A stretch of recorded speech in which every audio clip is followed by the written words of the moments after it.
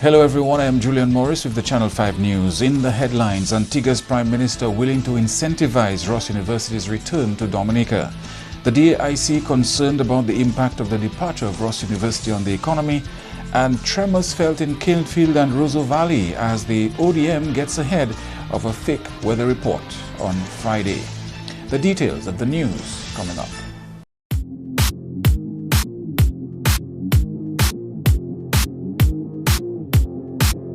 When persons with TB sneeze or cough, healthy persons nearby breathe in the droplets and the bacteria can lodge in their lungs. People with weakened immune systems such as HIV/AIDS, alcohol and drug users, smokers, children, and the elderly are most susceptible.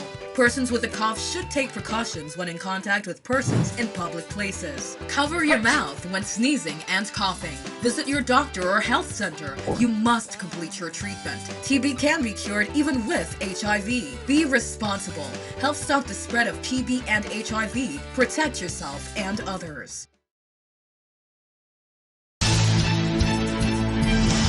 First up in the news, Antigua's Prime Minister has offered to assist Dominica following news of Ross University's departure from the country. In a statement issued on Thursday night, Antigua's Prime Minister Gaston Brown announced that his country was willing to provide certain incentives to make Dominica more attractive to Ross University.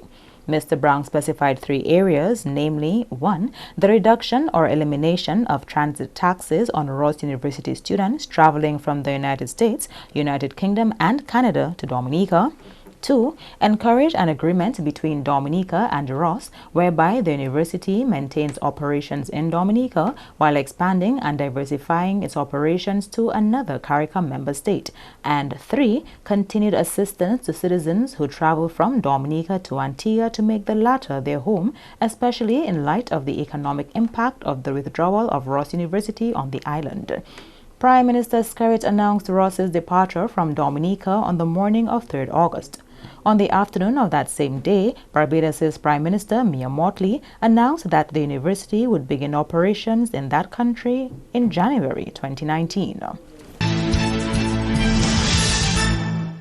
Responding to critics over RUSM's departure, a letter written by the Prime Minister has surfaced outlining actions taken by him leading up to the university's decision to relocate to Barbados. The letter's release coincides with concerns raised that government did not do enough to keep Ross in the country. Information reaching Channel 5 News indicate that the Prime Minister put a team in place after Maria to focus on requirements for Ross's return. The committee was reportedly chaired by senior advisor to the Prime Minister, Edward Lambert.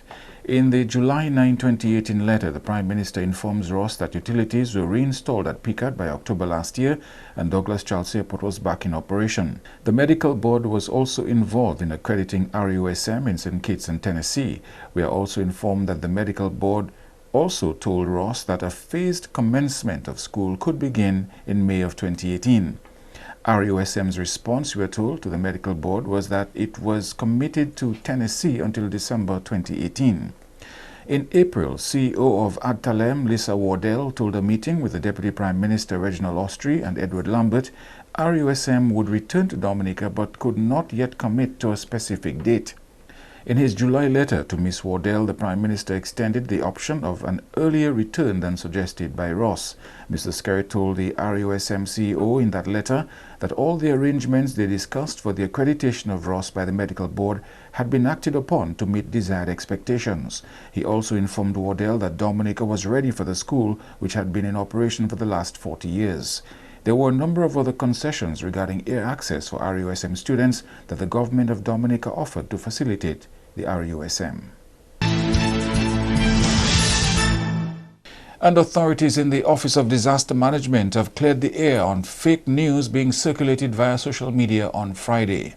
On Friday morning, a fake bulletin was circulating on social media indicating that Dominica was under tropical storm watch and a state of emergency and curfew would be in effect from that afternoon.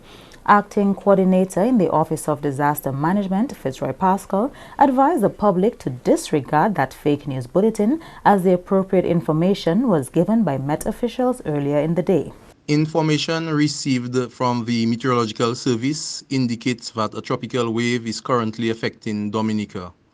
the Meteorological Service has already informed the general public on precautionary measures. Shower and thunderstorm activity are expected to continue for the remainder of today. However, there is a bulletin circulating on social media, which is entirely fake news. It is a cut and paste and changes in dates for a bulletin which was put out for Hurricane Beryl a few weeks ago. The ODM is calling on the general public to disregard the fake bulletin. Pascal said the ODM and the Met Office are currently monitoring an area of disturbed weather in the mid-Atlantic between Africa and the Lesser Antilles and will keep the public updated. Residents of Roseau Valley and Canefield experienced tremors around lunchtime on Friday.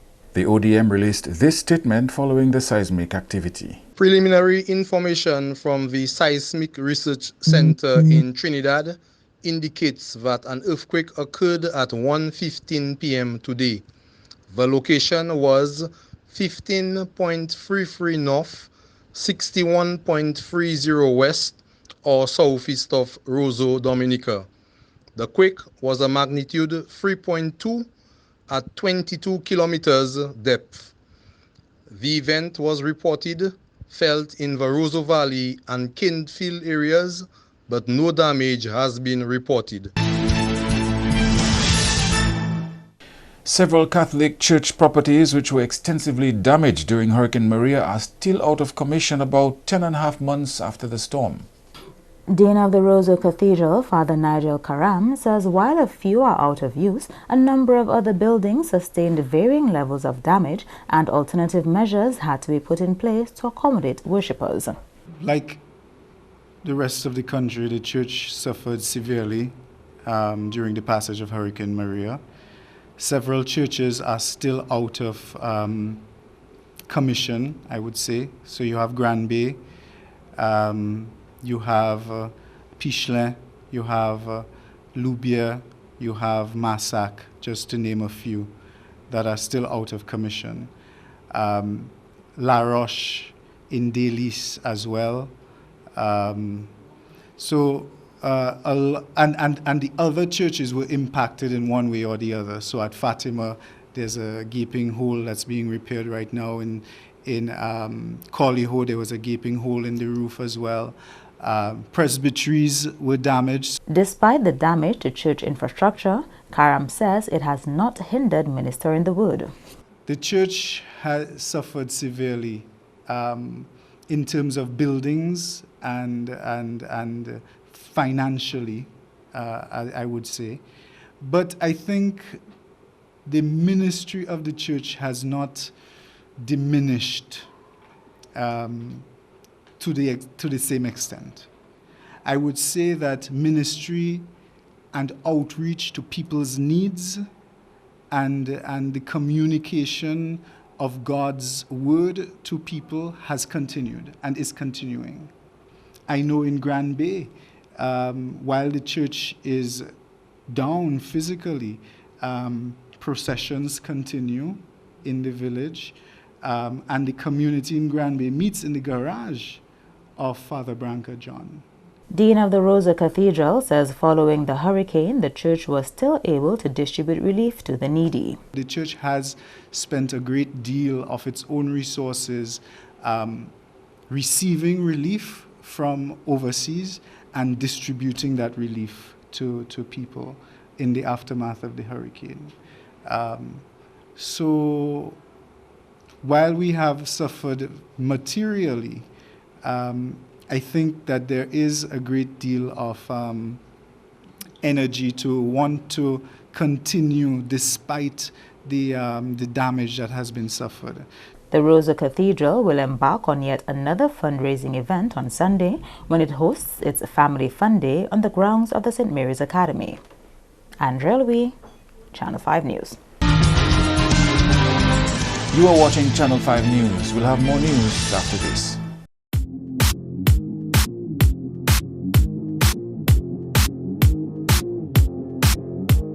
M&J Covering is the producer of Designed, Galvanized and Galvalumed in Dominica. They design to your specifications, color and length 4 styles of galvanized and Galvalume pre-painted roofing sheets as requested, and supply all your Galvalume accessories. M&J Covering helps you control spending and reduce waste. At M&J Covering, they are also equipped to build your roof to precise standards anywhere on island. So come to M&J Covering at 1 Mile in Portsmouth or call 445-5001 275-5003 today. Thank you for staying with us. Tourism authorities continue to negotiate with LIAT on improving travel to Dominica from Barbados. Tourism Director Colin Piper told Channel 5 News recently the vision is to have a late-night direct flight out of Barbados. We continue to discuss with LIAT through the ministry how we can improve the connections through Barbados. That's a little dicey at this point in time due to crew scheduling, due to availability of assets, but we've let it be known that we would like a later flight coming in from Barbados that would allow people coming into Dominica through Barbados to have same-day access. An access committee of the Discover Dominica Authority liaises with the airlines to negotiate increasing their capacity and frequency to the island. The committee is made up of head of the Air and Seaport Authority, Benoit Bardwell, a former pilot, and Mr. Piper himself. Piper says the country can now boast of same-day access to the island for UK passengers through Antigua. Post-Maria, as with post-Tropical Storm Erika, it took a little while for the airlines to come back. But what we have right now is a summer schedule of 25 flights weekly with LIAT. And that is an improvement over what it used to be immediately after Maria. Most significant is that the flights coming out of Antigua are now daily, and the flights coming out are leaving Antigua later in the day, which is now allowing for same-day access to Dominica, in particular from the UK, and also from some eastern seaboard ports out of the US. So whereas after Maria, we did not have same-day access from the UK, as of June 1, we have that now. So that's a good thing. The DAIC says it's gravely concerned about the socio-economic impact of the departure of Ross University. The DAIC says in a press release it is gathering statistical data through surveys to quantify the loss as much as possible, whilst being in a position to work with government to chart an alternative path forward. The organization says it's imperative that the work defined in the 2018-2019 national budget, including key infrastructure works such as the West Coast Highway, are completed in order to sustain both activity and to further create conditions for new investment and to upgrade conditions for locals.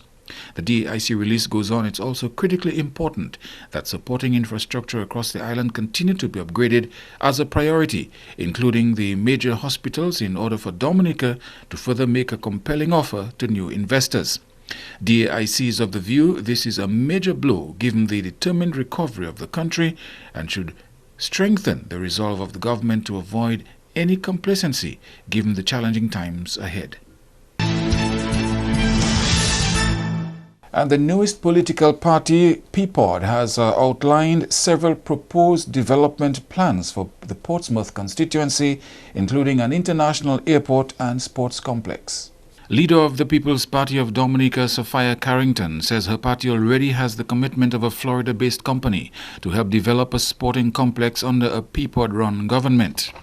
After a number of meetings, the CEO of SFA/SFM from the state of Florida have agreed to work with us to build a new state-of-the-art mega sports facility here in Dominica, slated to be located in none other than Portsmouth. The party of aspiring politicians is proposing an international airport in Bonn, a modern hospital and a new fire station. On the issue of Ross University's pullout, Carrington would like government to consider obtaining the site for a previously proposed Caribbean Research and Development Institute. In January 2018, we shared a plan with the government to repurpose the use of the building Ross will be leaving behind. We hope that the building will be acquired to open the new Dominica College of Engineering and Construction and Research Development Center as proposed.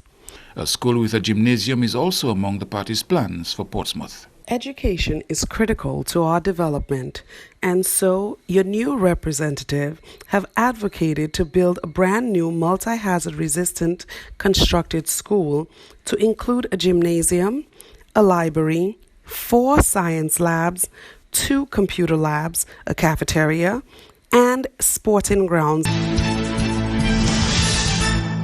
And the Dominica Solid Waste Management Corporation would still have to play an integral role as supervisor as government seeks to outsource garbage collection island-wide. General Manager of the corporation, Florian Mitchell, says the move would lift the burden of operation costs for the Solid Waste Corporation. I mean, when you outsource, you just have to supervise your contracts. I mean, when you have engaged your contractors, I mean, there is a process that you go by in terms of engaging people, your private contractors. So it would mean that a lot of the daily operations in terms of the trucking and the costs for fuel, wear and tear, and so on and so forth, you don't have to worry about that. You just pay a contractor and the work is done. You just have to ensure from a supervisory standpoint that the contractor does what is detailed in his contract in terms of the areas he's supposed to clean, the frequency that he's supposed to clean in, the times and all those things. That would generally be the supervisory role that the corporation would be undertaking. Again, in keeping the Service Management Act, the corporation is supposed to supervise any contractor or anybody that is operating any waste management facility on the islands. Mitchell admits that in recent times they have had serious challenges in collecting waste in a timely manner. If you notice, Dominica is a very mountainous island, as opposed to Barbados, which is relatively flat. To haul waste from throughout the entire island, I mean, with your equipment, you're going to have serious issues in terms of wear and tear. I mean, there is a correlation between poor waste disposal, the effects and impacts on the environment, and also the product that we offer in our tourist product. Mitchell says on their end, mechanisms would be put in place to ensure the contractor complies with his contract. One of the things is that probably from the collection standpoint, somebody in the public will call me about waste management, but not a direct, oh sorry, waste did not pass, you know, here. Probably the contractor in Sofia did not pass, or the contractor in that area did not pass. The general consensus that we get is that once you pass anywhere along the island, you see garbage, the first impression that you get is that the collection equipment did not pass. And that is what we're trying to improve upon, to ensure a greater level of efficiency in the service or continuity of the service. So we believe that will strengthen that service. So if you're driving down Maho, you're not going to see garbage because the contractor is going to be there, we believe, on time. In terms of the fleet complement that the corporation needs, we may not need 10 trucks, so you may have the private sector doing 90% of the work and you might just retain your city. You know, that kind of mixture will allow for greater efficiency of the collection system. And let's take a look now at some of the equipment and tools which the Dominica State College received from the College and Institute of Canada. Channel 5 News mentioned this development in a previous newscast this week, but we want to show you what has actually been donated to the Faculty of Applied Arts and Technology at the Dominica State College. The equipment and tools were only part of the deal. The tools and equipment cost over 80,000 East Caribbean dollars.